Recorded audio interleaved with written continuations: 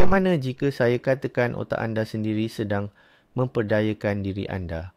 Setiap hari, ia menghantar ribuan fikiran kepada anda dan kebanyakannya hanyalah sampah mental. Kebimbangan tentang masa depan, penyesalan tentang masa lalu, dialog dalaman yang tidak berkesudahan. Adakah ini kedengaran biasa bagi anda? Dan bagaimana pula jika saya katakan 99% manusia melakukan kesilapan maut yang sama dalam usaha untuk menyingkirkannya, dan dengan berbuat demikian hanya memburukkan lagi keadaan. Mereka cuba melawan fikiran mereka sendiri. Dalam video ini, saya akan mendedahkan kepada anda kaedah-kaedah yang digunakan oleh pakar neuroscience dan ahli psikoterapi, bukan untuk melawan minda, tetapi untuk berunding dengannya. Kita tidak akan bercakap tentang nasihat klise seperti fikirkan yang baik-baik saja. Kita akan membincangkan teknik-teknik langkah demi langkah yang konkret yang akan membantu anda menekan butang henti untuk hingar-bingar mental itu.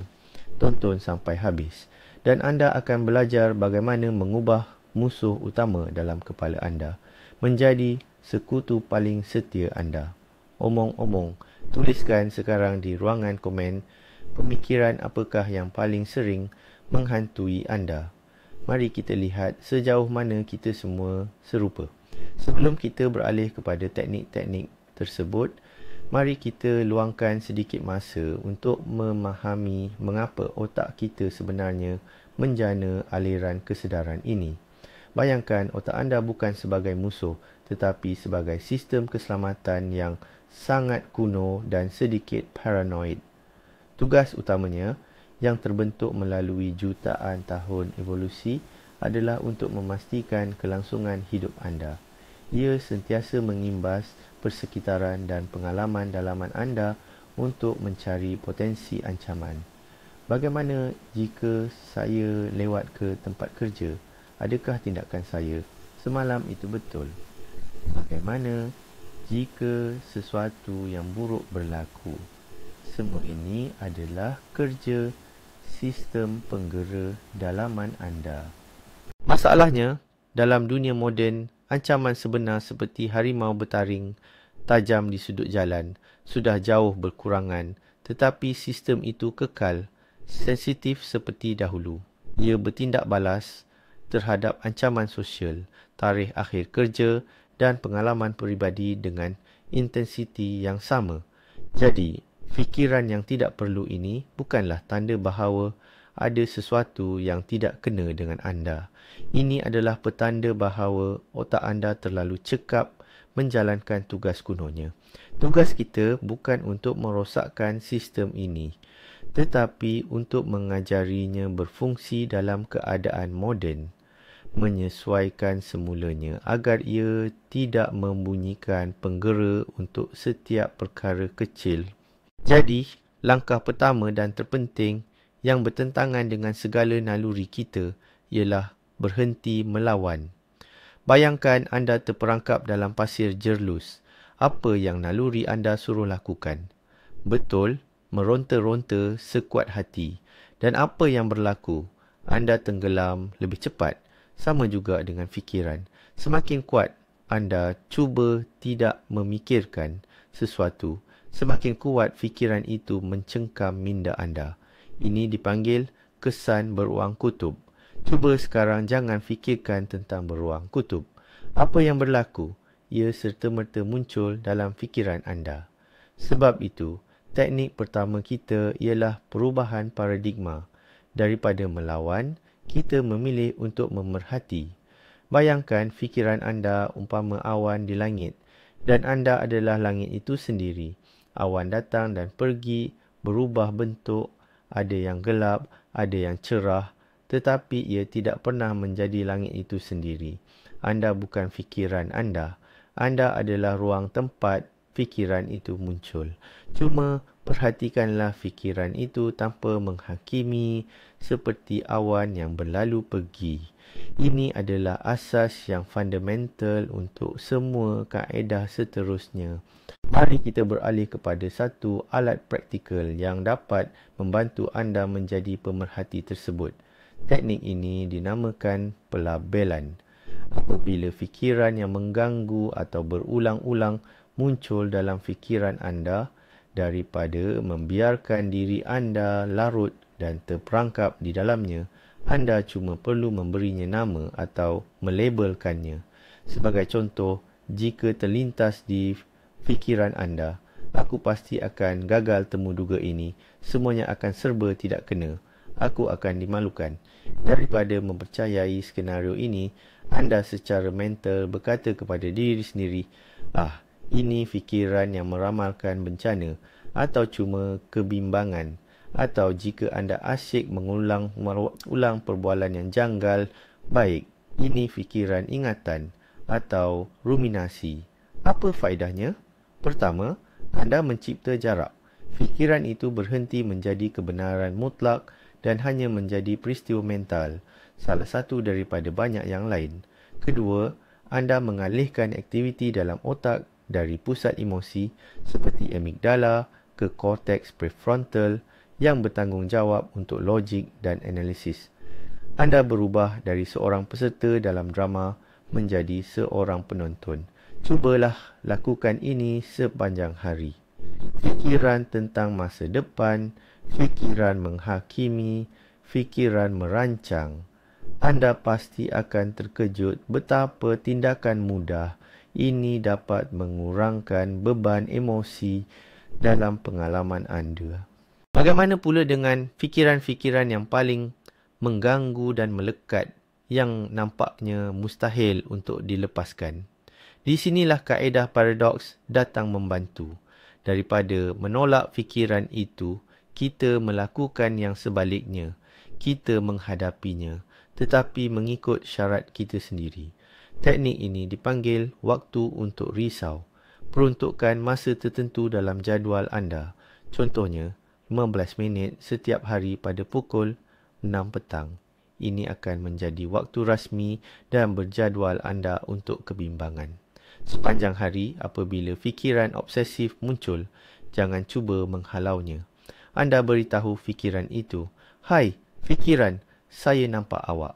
Terima kasih kerana mengingatkan, saya pasti akan memikirkan awak petang ini pada pukul 6 semasa waktu khas saya." Dan catatkannya dalam buku nota atau catatan anda.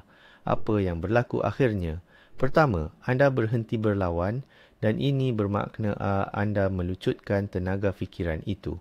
Kedua, anda menangguhkan reaksi dan menjelang waktu yang ditetapkan, kebanyakan fikiran mendesak dan menakutkan itu akan hilang relevansi serta ketajaman emosinya. Dan apabila anda duduk pada pukul 6 petang untuk memikirkan tentangnya, anda melakukannya secara sedar, seperti menyelesaikan tugas dan bukannya sebagai mangsa panik. Seringkali anda akan dapati sebenarnya tiada apa-apa lagi untuk difikirkan. Apabila fikiran mula memanjiri, kita seringkali hilang sentuhan dengan realiti, tenggelam dalam pusaran perasaan sendiri. Untuk memutuskan lingkaran setan ini, kita perlu segera membumikan diri, iaitu mengembalikan perhatian ke saat ini, ke dalam tubuh kita. Untuk tujuan ini, ada satu teknik ringkas tetapi berkesan yang dikenali sebagai 5-4-3-2-1. Sejurus anda merasakan diri mula hanyut dalam gelombang kebimbangan, hentikan segala apa yang anda lakukan dan sebutkan secara perlahan-lahan dalam fikiran anda 5 benda yang anda nampak betul-betul di hadapan mata anda sekarang. Contohnya, saya nampak lampu buku di atas meja, retakan pada dinding, tangan saya, cawan biru. Kemudian, 4 benda yang boleh anda rasakan secara fizikal. Saya rasa kain baju di bahu, kesejukan meja di bawah tapak tangan, tekanan kerusi pada belakang, kaki saya di dalam kasut. Seterusnya, 3 benda yang boleh anda dengar. Saya dengar bunyi dengungan komputer, detik jam, bunyi kenderaan di luar tingkap. Kemudian, 2 benda yang boleh anda bau. Saya tercium bau kopi, bau kertas dan akhir sekali, 1 benda yang boleh anda rasa. Anda boleh minum seteguk air atau sekadar fokus pada rasa yang ada di dalam mulut. Teknik ini secara paksa menarik otak anda keluar daripada lemunanan abstrak dan membawanya kembali ke dunia nyata yang fizikal. Ia seolah-olah permulaan semula, reboot, kecemasan untuk sistem saraf anda. Kadang-kadang, untuk menghalau fikiran yang tidak diingini, kita cuma perlu mengisi minda kita dengan sesuatu yang lebih menarik dan rumit. Otak kita, pada dasarnya, hanya mampu melakukan satu tugas apabila ia melibatkan tumpuan sedar. Ia tidak boleh menumpukan perhatian sepenuhnya kepada 2 tugas yang rumit pada masa yang sama. Dan kita boleh menggunakan ciri ini untuk kebaikan kita sendiri. Kaedah ini dipanggil peralihan kognitif.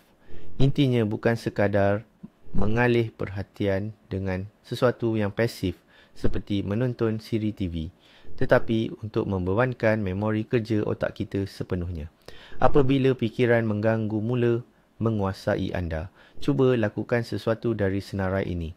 Contohnya, mula mengira dari 100 secara songsang, tolak 7 setiap kali, 193, 86. Ini memerlukan tumpuan.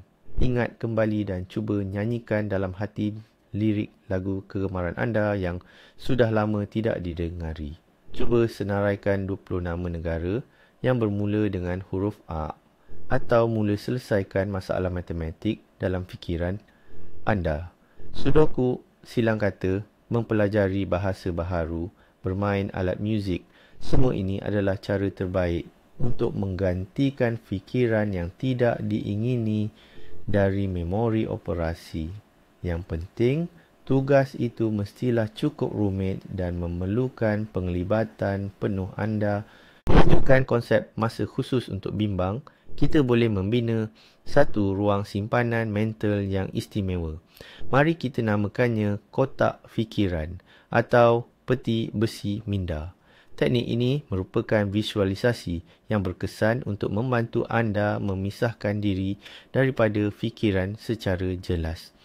Apabila muncul lagi fikiran yang membimbangkan, bayangkan di hadapan anda sebuah kotak atau peti besi yang cantik dan kukuh. Ia boleh diperbuat daripada kayu dengan ukiran menarik atau besi keluli yang dilengkapi kunci kod. Pilih saja yang mana paling anda suka.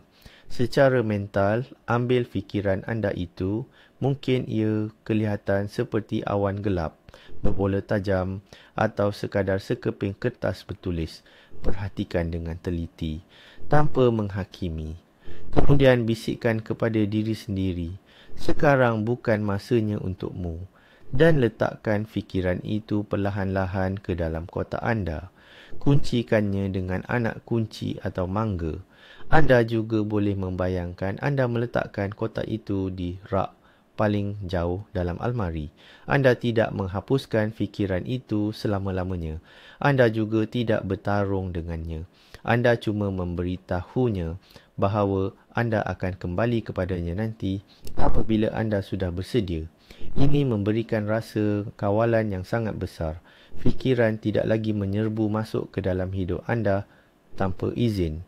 Kini, anda yang menentukan bila masanya untuk membuka kotak itu. Dan selalunya apabila anda membukanya semula, banyak fikiran di dalamnya sudah kehilangan kekuatannya. Seterusnya, ini adalah satu kaedah yang mungkin kedengaran sangat tidak masuk akal bagi anda. Namun, keberkesanannya telah terbukti dan disahkan oleh ramai ahli psikoterapi. Teknik ini bertujuan untuk melucutkan kuasa emosi daripada pemikiran negatif yang sering membelenggu anda. Ia dinamakan nyanyikan kebimbangan anda. Ambil pemikiran yang paling mengganggu dan menakutkan yang sering bermain di fikiran anda. Contohnya, Saya tidak berguna. Saya seorang yang gagal. Dan sekarang, nyanyikanlah. Ya, betul, nyanyikanlah. Pilihlah melodi yang paling tidak masuk akal dan ceria yang terlintas di fikiran anda. Sebagai contoh, melodi lagu Happy Birthday to You atau lagu kanak-kanak yang riang. Dan dengan suara lantang serta penuh perasaan, nyanyikanlah. Saya ya tidak berguna. Saya orang yang gagal. Cuba nyanyikan dengan suara kartun yang melengking atau dengan suara bass yang dalam seperti penyanyi opera. Apa yang berlaku pada ketika itu? Disonansi kognitif akan terhasil. Kandungan pemikiran yang serius dan tragis akan bercanggah dengan cara penyampaian yang sama sekali tidak serius. Otak tidak boleh menganggap sesuatu sebagai ancaman yang menakutkan dan pada masa yang sama sebagai lagu yang mengarut. Beban emosi yang menjadikan pemikiran itu begitu kuat akan lenyap begitu sahaja. Pemikiran itu akan berubah daripada raksasa kepada badut yang lucu. Ini adalah cara yang paling berkesan untuk memutuskan hubungan biasa antara pemikiran negatif dan emosi negatif. Mari kita sekali lagi memanfaatkan kekuatan imajinasi kita. Visualisasi bukan sekadar fantasi kosong. Ia adalah penggunaan imej mental secara sedar untuk mengubah keadaan diri. Teknik yang akan saya kongsikan ini dinamakan tempat perlindungan mental. Tugas anda adalah untuk mencipta dalam imajinasi anda satu tempat yang ideal, selamat dan tenang. Ini adalah tempat di mana anda boleh berundur atau lari seketika bila-bila masa anda rasa terbeban atau stres. Pejamkan mata anda dan bayangkan tempat ini dengan setiap butiran.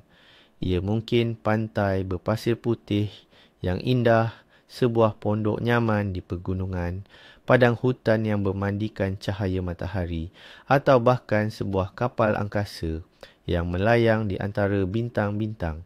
Yang paling penting, tempat ini mestilah dikaitkan dengan rasa damai dan selamat yang sepenuhnya bagi anda. Sekarang, libatkan semua deria anda. Apa yang anda lihat? Perhatikan warna, cahaya dan bayang-bayang. Apa yang anda dengar? Bunyi ombak yang menenangkan, kicauan burung yang merdu atau kelipan kayu api dalam pendiangan. Apa yang anda rasa? Pasir hangat di bawah kaki, angin sepoi-sepoi bahasa di kulit, atau kelembutan kerusi yang empuk. Bau apa yang anda hidu? Mungkin bau laut masin yang segar, bau pokok pain yang menenangkan atau aroma teh yang baru dibancuh. Kunjungi tempat perlindungan anda ini secara berkala, walau hanya untuk beberapa minit sehari. Apabila tiba saat anda tertekan, anda boleh serta-merta kembali ke sana dan merasakan ketenangan yang amat diperlukan hanya dengan pejamkan mata anda. Banyak fikiran negatif kita tidak berdasarkan fakta, sebaliknya berpunca daripada persepsi realiti yang terherut atau apa yang kita kenali sebagai bias kognitif. Terapi tingkah laku kognitif, CBT, mengajar kita untuk menjadi detektif terhadap fikiran kita sendiri dan untuk mempersoalkannya. Sebaik sahaja anda menyedari anda sedang berfikiran negatif, jangan terus mempercayainya. Soal siasatlah ia dengan 3 soalan mudah. Soalan pertama, apakah bukti yang saya ada bahawa fikiran ini benar 100%? Bukan 50, bukan 90, tetapi 100%. Seringkali kita mendapati bahawa fikiran kita yang paling menakutkan hanyalah andaian semata-mata, bukan fakta. Soalan kedua, adakah cara lain yang lebih positif atau neutral untuk melihat situasi ini? Ini membantu kita meluaskan perspektif dan melihat alternatif. Sebagai contoh, daripada berfikir, bos saya memandang saya dengan pandangan serong, dia pasti mahu memecat saya. Kita boleh berfikir, mungkin dia hanya mengalami hari yang sukar. Dan soalan ketiga, yang paling ampuh, Apa yang akan saya katakan kepada sahabat baik saya jika dia berada dalam situasi ini dengan fikiran yang sama? Lazimnya kita melayan rakan-rakan dengan lebih empati dan rasional berbanding diri kita sendiri. Jawapan kepada soalan ini akan membantu anda melihat diri anda dari perspektif luar dan memberikan nasihat yang benar-benar bernas kepada diri sendiri. Metode ini berlandaskan penerimaan mutlak dan mungkin kedengaran tidak masuk akal pada mulanya. Bagaimana jika daripada melawan pemikiran, mengabaikannya atau menganalisisnya, anda cuma berterima kasih kepada otak anda? Bayangkan pemikiran yang menimbulkan kebimbangan itu seperti pengawal peribadi yang terlalu berhati-hati melihat ancaman dalam setiap bunyi kecil. Ia tidak berniat buruk kepada anda. Sebaliknya, ia berusaha gigih untuk melindungi anda. Cuma melakukannya dengan cara yang sangat kekok.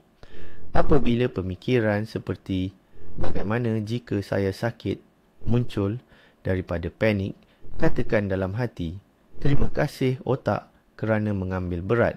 Saya hargai usaha anda untuk melindungi saya dan memberi amaran tentang kemungkinan bahaya. Tetapi buat masa ini, saya baik-baik saja. Saya akan tangani ini. Anda boleh bertenang. Sikap sebegini mengubah keseluruhan dinamik. Anda tidak lagi menjadi mangsa pemikiran anda. Sebaliknya, menjadi pengawal yang berhati baik. Anda tidak perlu berdebat atau membuktikan apa-apa. Anda cuma mengakui niat di sebalik pemikiran itu, niat untuk melindungi dan melepaskannya dengan lembut. Ini melucutkan kebimbangan. Seolah-olah berkata kepada suara panik dalam diri anda, saya dengar anda. Terima kasih. Soalan ada pada saya. Amalan ini mengajar otak anda bahawa tidak setiap ancaman yang berpotensi perlu dibalas dengan siren merah. Pernafasan kita adalah alat yang menakjubkan sentiasa bersama kita. Ia umpama alat kawalan jauh yang mengendalikan sistem saraf autonomi kita secara langsung. Apabila kita cemas, pernafasan kita menjadi cepat dan cetek. Namun, jika kita sengaja mengubah corak pernafasan kita, kita boleh menghantar isyarat ke otak. Semuanya terkawal, tiada ancaman. Salah satu teknik paling berkesan untuk menenangkan diri dengan cepat adalah pernafasan kotak. Ia digunakan oleh anggota tentera, atlet dan doktor untuk mengurangkan tekanan. Caranya sangat mudah. Bayangkan sebuah kotak. Setiap sisi kotak itu mewakili satu fasa pernafasan dan setiap fasa berlangsung selama 4 saat. Jadi, duduk tegak. Tarik nafas perlahan melalui hidung sambil mengira hingga 4. Kemudian, tahan nafas sambil mengira hingga 4. Selepas itu, hembus nafas perlahan-lahan melalui mulut sambil mengira hingga 4 lagi. Dan sekali lagi, tahan nafas setelah menghembus sambil mengira hingga 4. Ini adalah satu kitaran. Ulangi kitaran ini 3 hingga 5 kali. Tumpukan perhatian pada kiraan dan pada sensasi udara yang masuk dan keluar dari paru-paru. Amalan mudah ini melambatkan degupan jantung, menurunkan tekanan darah dan mengeluarkan anda dari mod lawan atau lari, mengembalikan anda kepada keadaan tenang dan fikiran yang jelas.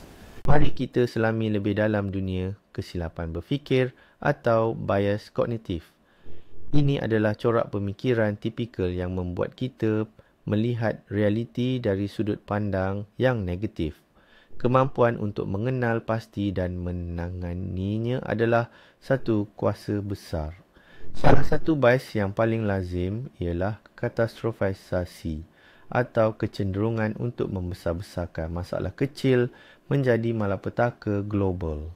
Sebagai contoh, anda membuat kesilapan menaip dalam laporan dan anda mula berfikir, habislah, saya pasti akan dipecat sekarang. Saya tidak akan pernah dapat mencari kerja lagi dan akan mati dalam kemiskinan. Sejurus anda menyedari diri anda berfikir sedemikian, katakan pada diri, hentikan. Ini adalah katastrofisasi. Dan tanya diri anda, apakah hasil yang paling mungkin berlaku dan bukannya yang paling teruk?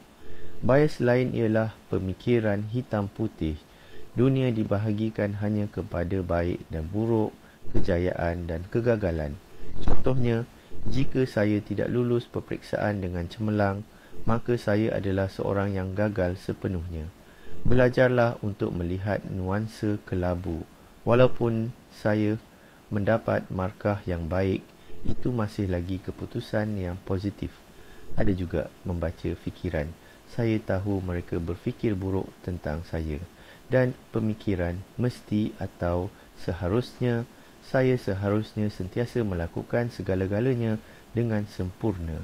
Mulalah mengesan bias-bias ini dalam pemikiran anda. Kesedaran semata-mata bahawa ini hanyalah satu bias dan bukannya realiti sebenar sudah separuh menyelesaikan masalah. Satu lagi teknik pengurusan fikiran yang ringkas tetapi sangat berkesan ialah kaedah penangguhan. Ia serupa dengan konsep waktu kerisauan, namun berfungsi sedikit berbeza dan boleh diterapkan kepada sebarang jenis gangguan pemikiran. Bukan hanya fikiran yang menyebabkan keresahan. Bayangkan satu pemikiran datang menjengah fikiran anda, menuntut perhatian serta-merta. Ia boleh jadi idea untuk projek baharu, keinginan untuk melayari media sosial atau ingatan yang muncul secara tiba-tiba. Daripada terus menghentikan segala-galanya dan mengikutinya, anda berkata kepada fikiran itu, idea yang bagus, saya akan memikirkannya tetapi bukan sekarang. Saya akan memikirkannya dalam 10 minit atau mungkin dalam sejam atau selepas anda menyelesaikan tugasan semasa.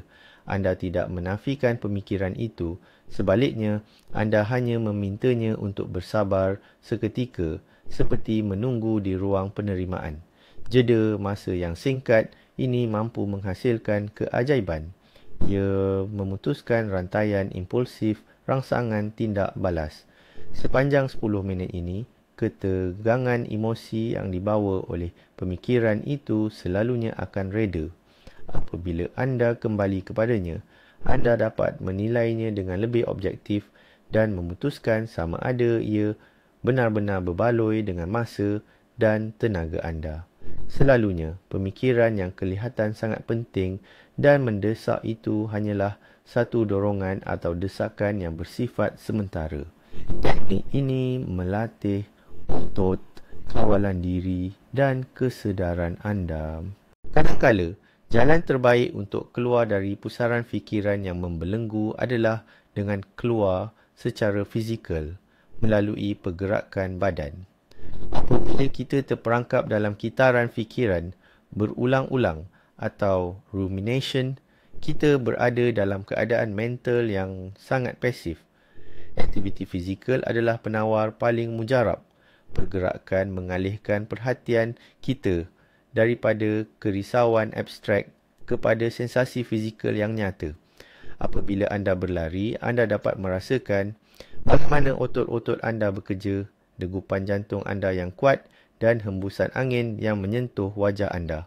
Otak kita tidak mempunyai sumber yang cukup untuk secara serentak menguruskan aktiviti fizikal yang intens dan pada masa yang sama terus-menerus memutar-mutar fikiran yang sama. Selain itu, senaman, terutamanya kardio, merangsang penghasilan endorfin, anti kemurungan dan penahan sakit semula jadi tubuh kita. Anda tidak semestinya perlu berlari maraton. Bahkan berjalan kaki pantas selama 15 minit mengelilingi rumah pun boleh melakukan keajaiban. Semasa berjalan, cuba fokuskan perhatian anda secara sedar pada rentak langkah kaki anda, pernafasan anda dan apa yang anda lihat di sekeliling. Menari mengikut muzik kegemaran, yoga, latihan kekuatan, apa jua bentuk pergerakan yang anda gemari akan berkesan. anda secara harfiah menggoncang keluar stres dan fikiran yang mengganggu dari badan anda. Dialog dalaman kita mempunyai kuasa yang sangat besar terhadap keadaan emosi dan mental kita. Jika anda sentiasa mengulang-ulang penegasan negatif kepada diri sendiri, lama-kelamaan ia akan menjadi kebenaran bagi anda. Namun, kita boleh mengubah naratif ini secara sedar dengan menggunakan afirmasi penawar. Ini bukan tentang frasa kosong seperti saya yang terbaik. Sebaliknya, ia adalah tentang mencipta penegasan balas yang realistik dan menyokong bagi fikiran negatif anda yang paling kerap muncul. Pertama, kenal pasti pemikiran perosak utama anda. Contohnya, saya tidak pernah berjaya menyelesaikan apa-apa. Saya tidak teratur. Sekarang, cipta penawarnya. Ia harus positif dalam masa sekarang dan realistik. Daripada berkata, saya akan selesaikan semuanya yang mungkin tidak benar dan menimbulkan penolakan, cuba katakan, saya melakukan yang terbaik dengan sumber yang saya ada sekarang. Atau, setiap hari saya menjadi semakin teratur. Atau jika pemikiran anda adalah, saya takut gagal, penawar anda mungkin, setiap percubaan, walaupun tidak berjaya, adalah pengalaman berharga yang menjadikan saya lebih kuat. Tuliskan afirmasi ini dan ulanginya beberapa kali sehari, terutamanya pada saat-saat pemikiran negatif menyerang anda. Lama-kelamaan, anda akan mula memprogram semula otak anda ke arah yang lebih konstruktif.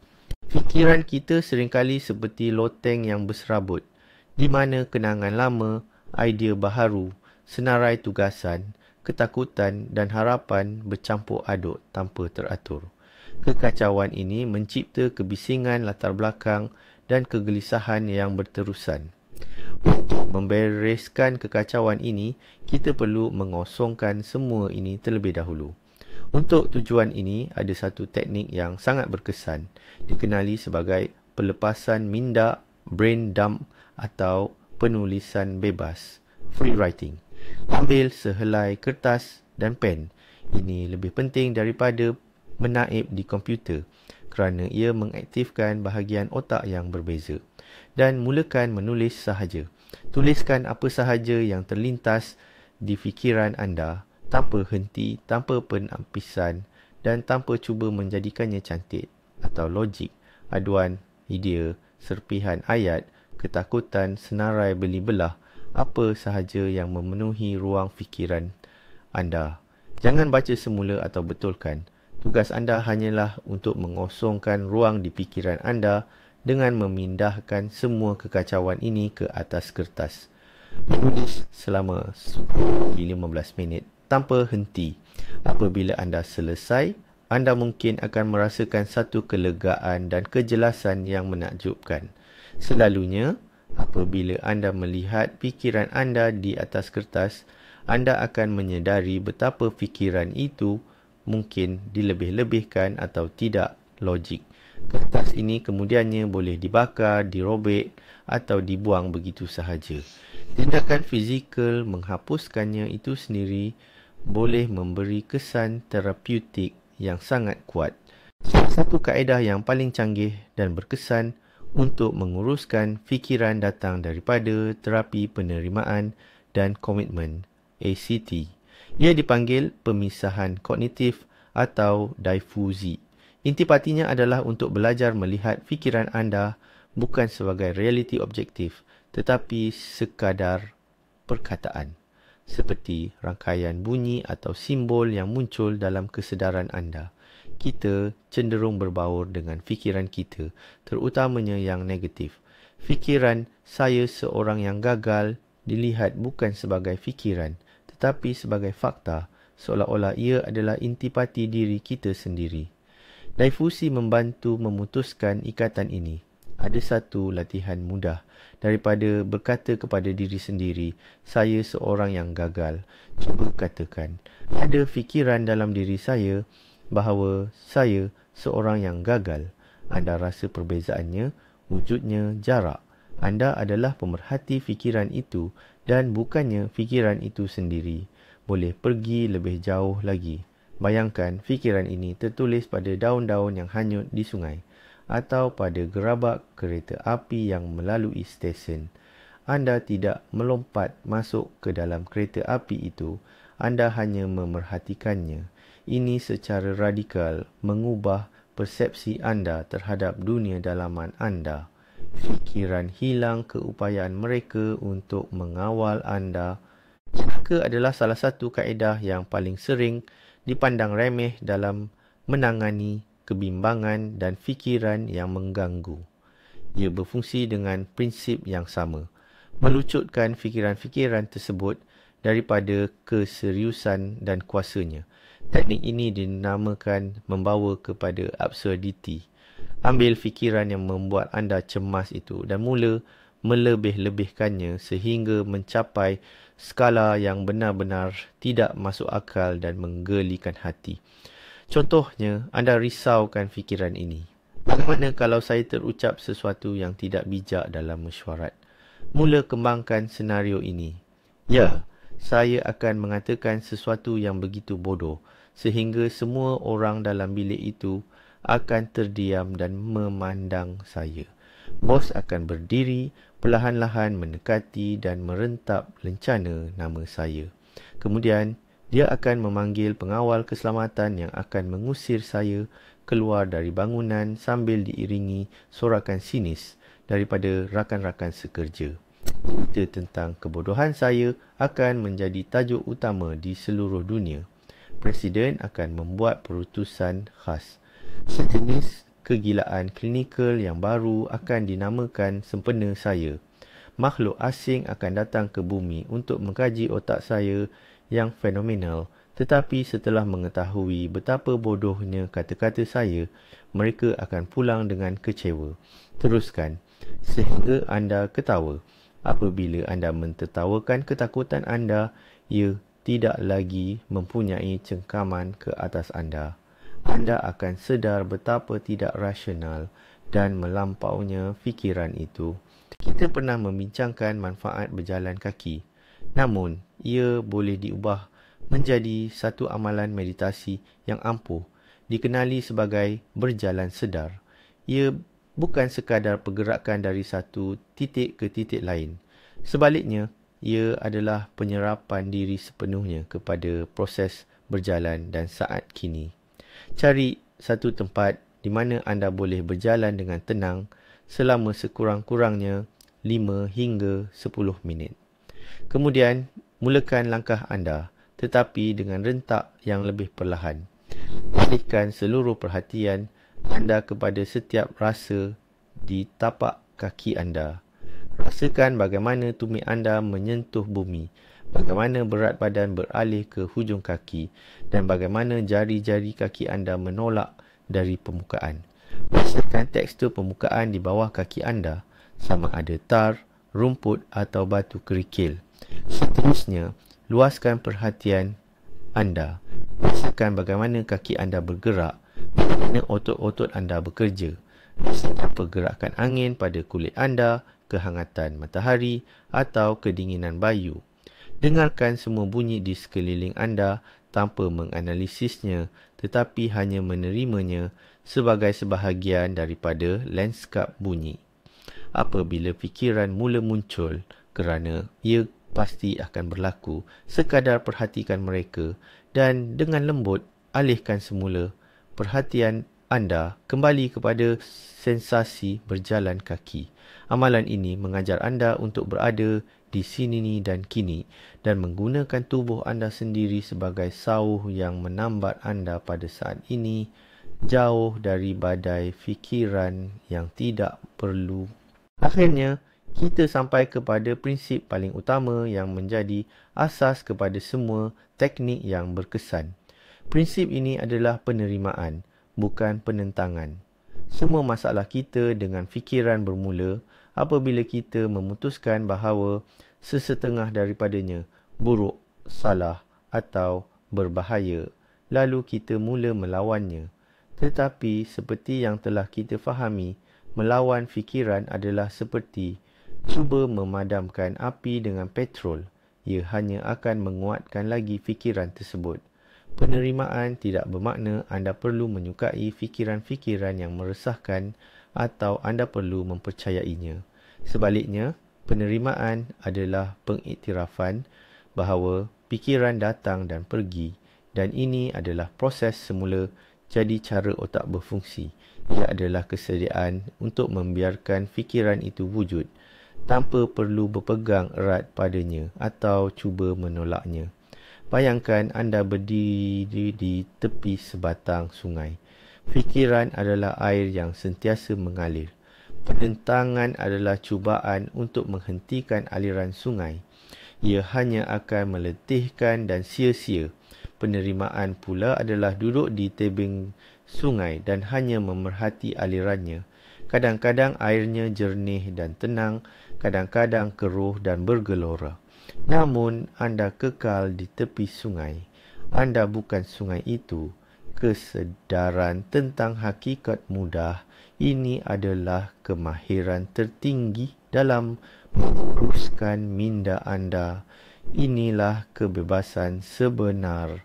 Jadi, mari kita rumuskan. Hari ini, kita telah meneroka 20 kaedah hebat untuk menguruskan fikiran yang tidak diingini. Kita belajar untuk menjadi pemerhati, bukan terperangkap dalam drama fikiran sendiri. Kita melabelkan fikiran, mengkhususkan masa untuknya, menenangkan diri melalui deria, menyanyikan kerisauan kita dan melampaukan fikiran sehingga nampak tidak masuk akal. Kita menjadi penyiasat fikiran sendiri, mempersoalkannya dan belajar untuk berterima kasih kepada otak kita atas keprihatinannya yang janggal itu. Namun, tahukah anda rahsia utamanya? Ia bukan tentang menghentikan semua fikiran sepenuhnya. Itu mustahil dan tidak perlu. Fikiran umpama cuaca dalam minda kita. Kadang cerah, kadang ribut. Terobosan sebenar berlaku apabila anda sedar bahawa anda bukan cuaca itu. Anda adalah langit. Anda adalah ruang di mana segalanya berlaku. Dan tugas anda bukan mengawal cuaca tetapi belajar untuk tidak basah kuyup ditimpa hujan dan menikmati sinaran mentari. Berhenti menjadi hamba fikiran dan jadilah pemerhati yang bijaksana serta tenang. Terima kasih banyak-banyak kerana menonton video ini sehingga akhir. Perhatian anda adalah ganjaran terbesar. Jika anda mendapati walau satu teknik bermanfaat, sila like dan langgan saluran ini. Di sini, kita akan terus meneroka dunia otak kita yang menakjubkan. Sekarang, soalan untuk anda. Teknik mana antara 20 ini yang akan anda cuba dahulu? Atau mungkin anda ada cara tersendiri yang terbukti berkesan mengatasi kekecohan minda. Kongsikan pengalaman anda di ruangan komen. Mari kita cipta perbincangan paling bermanfaat dan saling membantu.